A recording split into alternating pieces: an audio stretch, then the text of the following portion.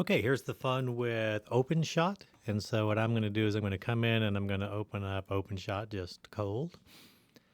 And here we have it. So we've got all of our tracks. Remember, we can right click and add tracks, or we can remove tracks as we need. But we'll see how we're going to play around that. We're going to have our properties. This is going to be where all of our information is held. And we're just going to play around with something really simple, and that's just piecing audio clips together. So we create a new project, et cetera, et cetera. And it's going to start off with just a blank project folder. I've got my audio clips here that we're going to play around with, and it's just a drag and drop system there. So I'm going to use this as different types of background noise that we're going to deal with as an example for what things sound like with our sound booth, and then using our proper microphones. So I just clicked and drag them over there, and then they all populate right there. I'm going to minimize this little critter here. I'll get that just a little bit bigger. And you can see that I've got my audio files down here. So easiest way to do is you just simply grab and you drag it down wherever it's going to go on your playlist. When you play it right here, it's going to play whatever you've got there. This is me talking to the back of a microphone with a basketball game in the background. So you see I've got a basketball game going on in the background, really close to where I'm trying to record, and it's trying to let you know what the background noise sounds like, and we're going to see if we can improve on that. So when I click on it, and if I've got my properties open, you can go to View and your views and make sure that your properties are turned on if you want to see those if they're missing for some reason.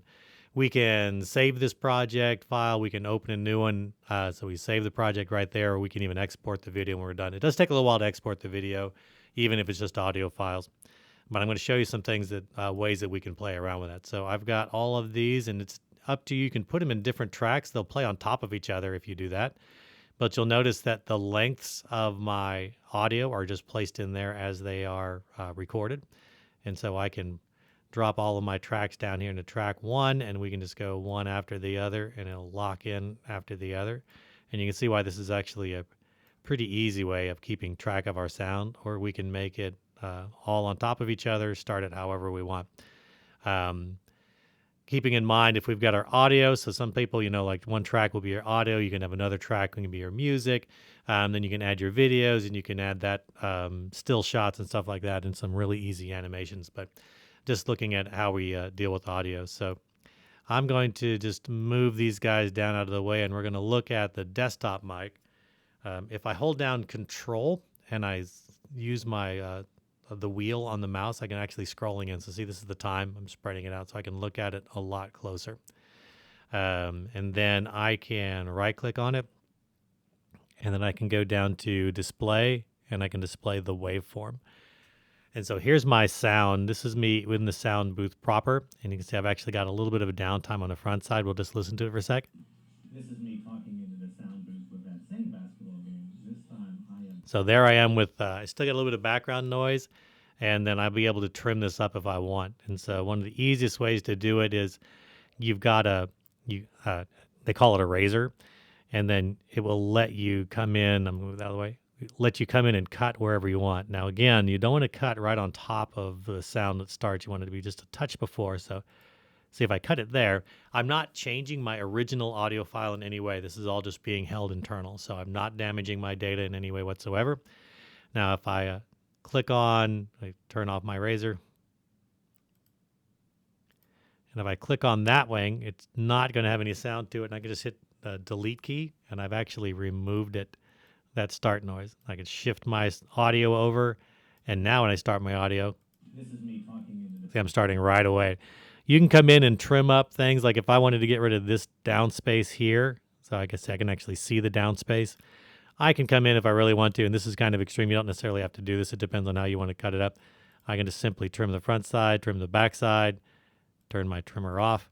I can click that, and now I've removed that dead space in between, and now I've got my sound running right over, and we'll see what that sounds like really quick. As a background, so I've been away from the basketball game as a background.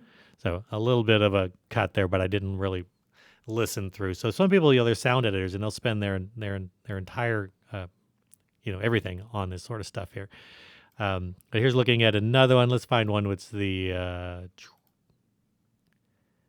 my webcam. So here's an example of how loud that basketball game is. This is with me trying to record with a basketball game going on.